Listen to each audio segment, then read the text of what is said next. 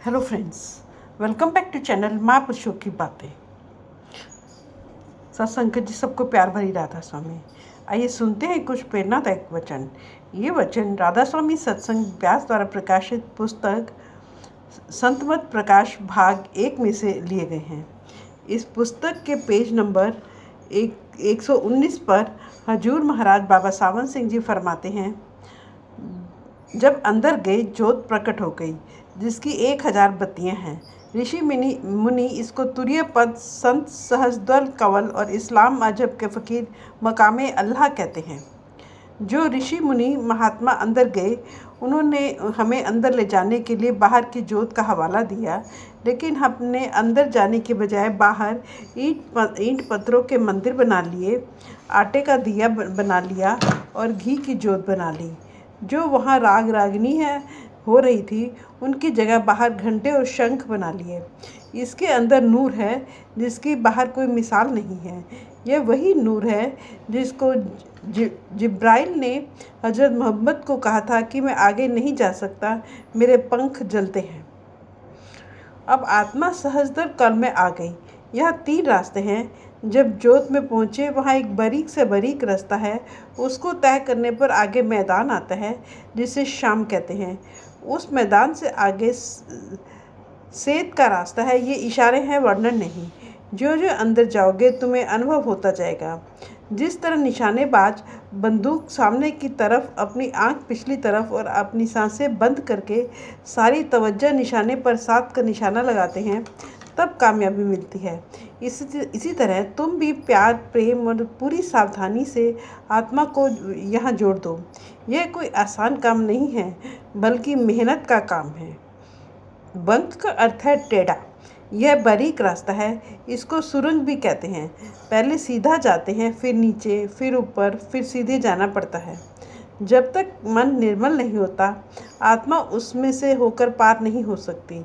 इसके बारे में कबीर साहब कहते हैं, कबीर मुक्ति द्वारा संकुरा राई 10वें भाई, मन तन मैंगल होए रहे हो, निकसो क्यों के जाए।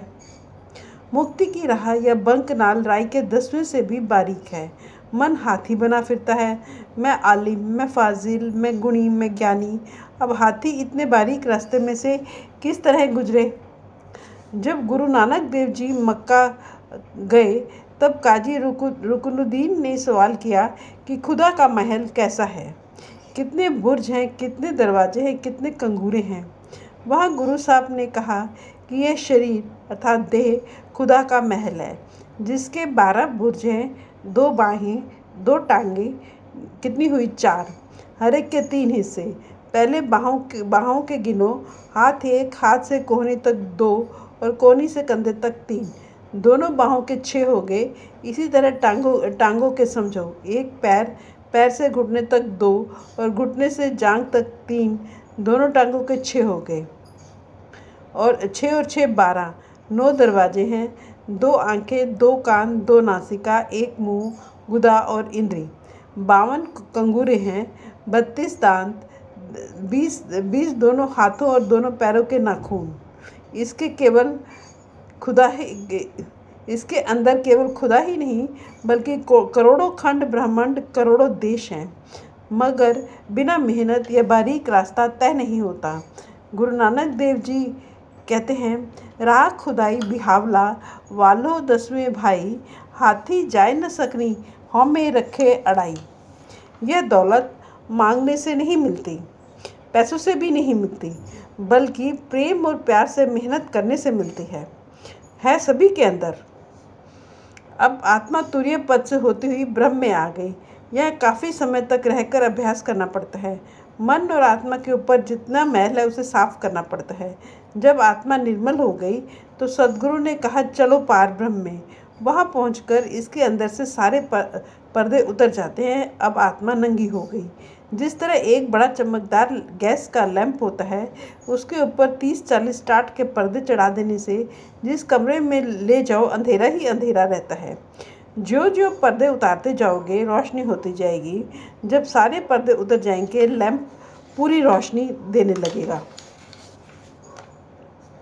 आत्मा तो आत्मा ही है। इसकी अपनी रोशनी 12 सूरज की है, मगर यहाँ पर्दों ने इसके नूर को ढका हुआ है। जिस तीर्थ में नहाकर पर्दे दूर होते हैं वह पारब्रह्म में है। गुरु नानक देव जी ने इसको अमृतसर कहते हैं, कबीर साहब मानसरोवर कहते हैं। यह सच्चा तीर्थ है और हिंदुओं, मुसलमानों, सिखों और सभी के अंदर है। उसमें नहाकर जन्मों जन्मों के पाप उतर जाते हैं। बाहर के तीर्थ पापों के मैल नहीं उतार सकते। अब जब सच्चे अमृतसर में स्नान करोगे, कर्मों का सारा हिसाब जल जाएगा। फिर चाहे इस दुनिया में रहो चाहे उस दुनिया में, पूरी आज़ादी है। बाहर शरीर स्नान करता है, वहाँ आत्मा को स्नान करना है, क्योंकि शरीर तो नीचे रह गया, वहाँ केवल आत्मा है। आगे महासुन का देश आ गया। इसको मुसलमान फ़कीर जुल्मात का तबका कहते हैं। वह इतना अंधेरा है कि पारब्रह्म में स्नान करने के बावजूद सारे पर्दे उतार कर आत्मा की रोशनी 12 सूरज की हो चुकी है, फिर भी वह एक कदम नहीं चल सकती। वहाँ इसकी रोशनी एक लैंप के बराबर मालूम होती है। उसको महासुन के अंधेरे को सद्गुरु के नूर से पार करती है। वहाँ की रहने वाली आत्माएं अपनी अपनी रोशनी के आश्रय काम करती हैं, लेकिन उस जुल्मात घोर अंधेरे को पार नहीं कर सकती। जब गुरु की कृपा से उस अंधेरे को पार करके भंवर गुफा यानी सोहम के देश में आई, तब इसको पता लगा कि मैं सतनाम के समुद्र की बूंद हूँ। फिर सचखंड जाने की तैयारी करती है।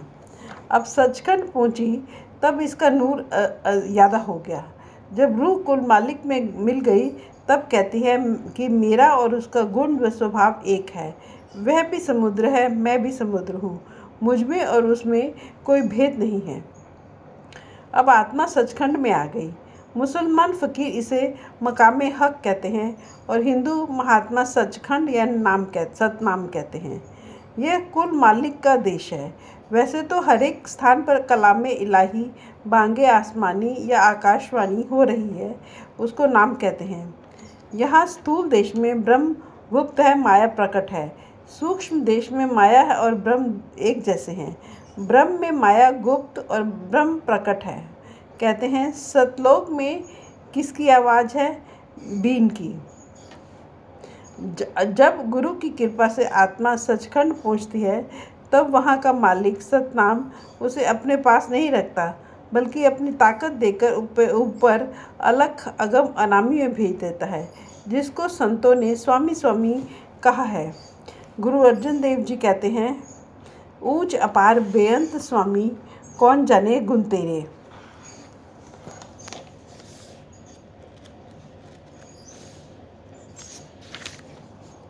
स्वामी जी महाराज फरमाते हैं, सबकी आद कहूँ अब स्वामी।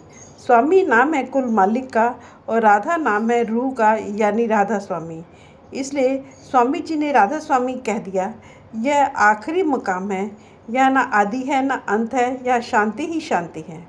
अब बूंद समुद्र में मिलकर समुद्र हो गई। फिर न आना है न जाना है, न जन्म लेना है न मरना है।